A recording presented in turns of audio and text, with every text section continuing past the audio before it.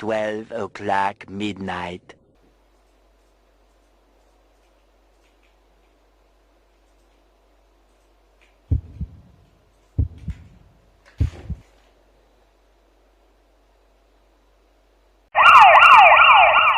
Many months later.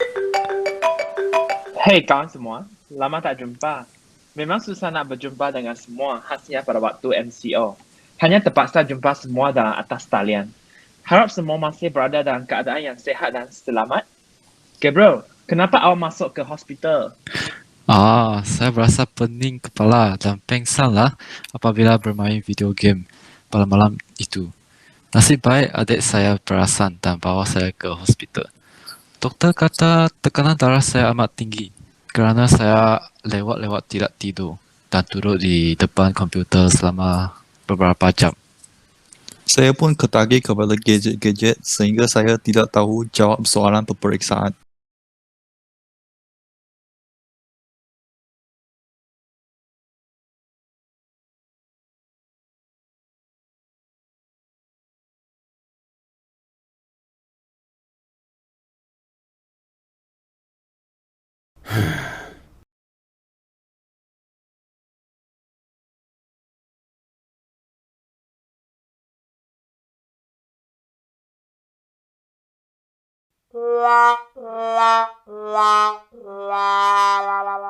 Dan akhirnya saya terpaksa retake subjek SEM 1.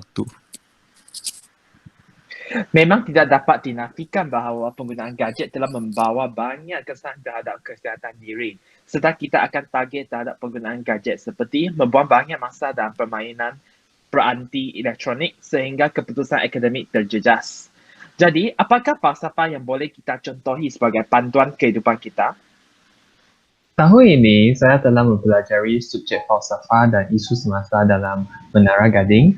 Berdasarkan subjek tersebut, saya rasa kita harusnya menggunakan gadget berdasarkan falsafah rukun negara yang terdiri daripada kepercayaan kepada Tuhan, kesetiaan kepada raja dan negara, keluhuran perlembagaan, kedaulatan undang-undang serta kesopanan dan kesusilaan yang berupaya memastikan kita mewujudkan ikatan agama, menanam sikap sanggup berkorban demi negara, menghormati perlembagaan negara dan memupuk sasya mulia dalam kalangan masyarakat serta semasa kita menggunakan gadget dalam kehidupan seharian kita.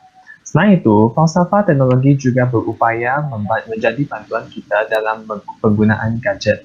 Falsafah teknologi mengingatkan kita supaya mengawal diri apabila menggunakan gadget supaya tidak mengundang keburukan kepada diri sendiri.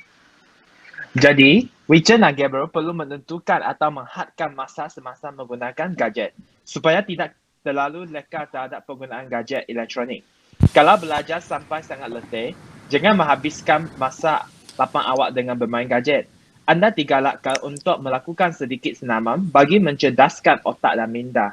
Kita perlu memanfaatkan gadget elektronik seperti sebagai alat komunikasi atau mengakses variasi maklumat bukan sahaja sebagai tujuan hiburan. Fahamkan semua? Faham sudah. Saya berjanji akan menggunakan gadget elektronik dengan baik dan tidak akan tagih dalam video game selepas ajaran ini. Ya, saya bersetuju kepada pandangan Oscar. Kita haruslah memperuntukkan masa semasa kita menggunakan gadget. Saya akan menggunakan gadget dengan baik supaya saya tidak retake subjek SEM 2.